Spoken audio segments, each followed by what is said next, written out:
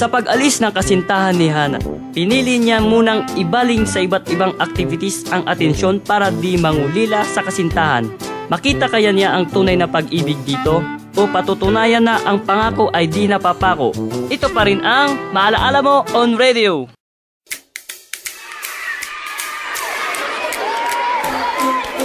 Salamat, Doc Wendell! Salamat, Doc Wendell! You're welcome! Mga bata, after nito, pwede na kayong pumunta kay Teacher Hana at may kikwento siya sa inyo para maiwasan na magkasakit kayo. Kasama niya ang mga kaibigan niyang nurse na sina Gina at Enrique, okay? Apa! Mga bata, ang kwento natin ngayon ay tungkol sa paghuhugas ng kamay. Gina, may boyfriend na ba si Hana? Bakit mo tinatanong? May gusto ka ba sa kanya? Sana. Palagay mo. Pwede naman, para di na siya umasa pa rin sa Lucas na yon. Basta, wag mong lolokohin ha. Oo naman. Kaya mga bata, maghugas ng kamay bago kumain, okay? Opo naman! Oh, siya, pumunta na kayo kay Nurse Gina kasi may mga regalo sila para sa inyo. Pagod ka na? Etong juice at sandwich oh. Salamat ha. Basta ikaw, ayoko kasing nakikita kang ganyan. Nasasaktan ako. Alam mo, the best ka talagang kaibigan.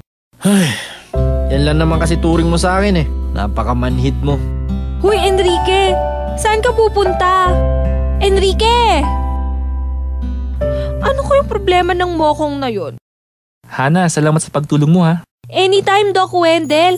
Masaya naman ako at nagawa ko eh. Pwede ba kitang yayain na lumabas one of these days? Ha? Sige, pag-isipan ko. Oh, bakit parang bad trip ka? Yan bang si Doc Wendell may gusto kay Hana? Oo, nagsabi kanina. Sabi ko basta wag niyang lokohin. Kaibigan ba talaga kita? Alam mo, ang tagal ko nang tinatago tong nararamdaman ko eh. Kasalanan ko. Sabihin mo na kasi. Ha? Anong sinasabi niya? Wala. Bakit mukhang masaya ka? Kinamusta pala ako ni Lucas sa YM. Ang saya ko na naman. Hay, eto na naman po tayo.